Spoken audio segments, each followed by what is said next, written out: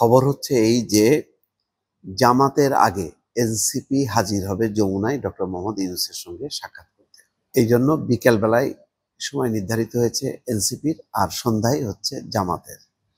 যাই হোক, এখন আমি কালকে বলছিলাম যখন বিএনপি গেছে এবং তারা সুনির্দিষ্ট অভিযোগ নিয়ে গেছে, সেই অভিযোগের দুইটা পার্ট, একটা পার্টে আছে জামাতের বিরুদ্ধে আর একটা পার্টে আছে এনসিপির বিরুদ্ধে।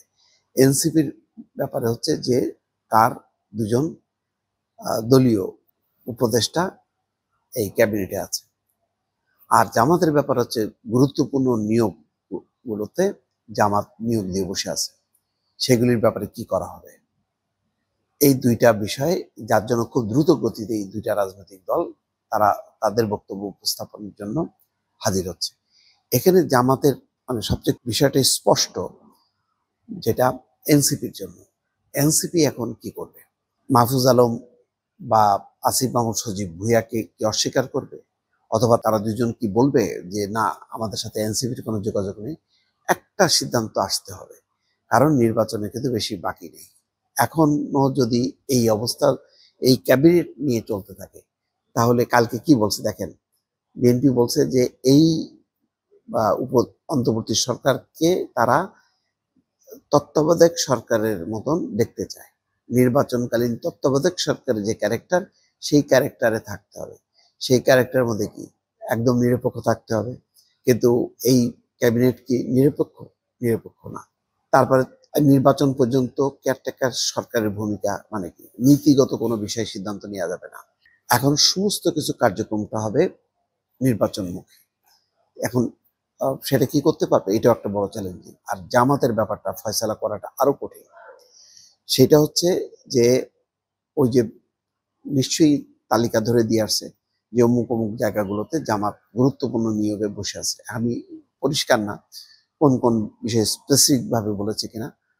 প্রধান উপদেষ্টা বলেছেন যে সমস্ত এই নিয়োগ নিরপেক্ষ করা, এই দায়িত্বগুলি তিনি পালন করবেন, অর্থাৎ ডক্টর মোহাম্মদ ইউনূস নিজের হাতে নিয়েছেন। এটাও কিন্তু বেশ একটা কঠিন কাজ তিনি হাতে নিলেন। এখানে সফল হওয়াটা খুব কঠিন, কারণ যাকেই সরানো হবে, যাকেই দেওয়া হবে, বলা হবে যে সে বিএনপি, সে অমুকের তমুকের। অভিযোগ পাল্টা অভিযোগের এই একটা নতুন অধ্যায় কিন্তু, বা নতুন খাতা কিন্তু খোলা হলো। এটা গড়াতে গড়াতে কোথায় যে দাঁড়াবে, নির্বাচনের পরিবেশটা কতখানি ঠিক থাকবে, এটা বলা খুব কঠিন। তবে আমি বলেছি যে কালকে বিএনপির বৈঠকের পর দুই ছাত্র উপদেষ্টা বিদায় ঘন্টা কিন্তু বেজে গেল। এছাড়া কোনো উপায় নেই। এনসিপি কে সিদ্ধান্ত নিতেই হবে যে তারা যদি নির্বাচন করেন তাহলে তাদেরকে এখনই পদত্যাগ করতে হবে। এটার জন্য সময় ক্ষেপণ করা ওই তফসিল পর্যন্ত না, সেটা কিন্তু হবে না। যেটা নাহিদ ইসলাম করলো, যে উপদেষ্টা পরিষদ থেকে রিজাইন করে একদিন পরেই সে জয়েন করলো। তার পুরো সময়কালেই কিন্তু সে ব্যস্ত ছিল এই দল গঠন নিয়ে, যেটা নিয়ে কিন্তু অনেকেই তখন কথা বলেছে এবং এটা বিতর্কিত হয়েছে। বারবার কিন্তু ডক্টর মোহাম্মদ ইউনূসকে লক্ষ্য করে এই সমালোচনাগুলো হচ্ছে, কিন্তু কেয়ার করছে না। এখন কিন্তু কেউ ছাড় দেবে না, জামাত বিএনপি কেউ ছাড় দেবে না যে ওই তফসিল পর্যন্ত আমরা থাকবো, তারপরে সেখান থেকে রিজাইন করে আমরা নির্বাচন করব। এইটা বোধহয় হবে না।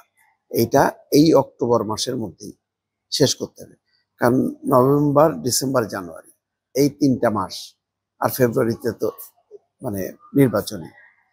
তো সুতরাং এই মাসের মধ্যে এটা ফয়সালা করতে হবে। এখন কিভাবে ফয়সালা করবে এটা এনসিপি জানে, আর জামাত কি এই চাপটা বিএনপির পক্ষ থেকে এসছে সেটা কি মেনে নেবে নাকি মেনে নেবে না। সংকটটা মূলত আসলে এনসিপি না, সংকটটা দাঁড়াবে বিএনপি এবং জামাতের মধ্যে। এই নিয়োগ পাল্টা নিয়োগ নিয়ে অনেক দূর গড়াবে, তার আলামত কিন্তু পাওয়া যাচ্ছে দর্শক।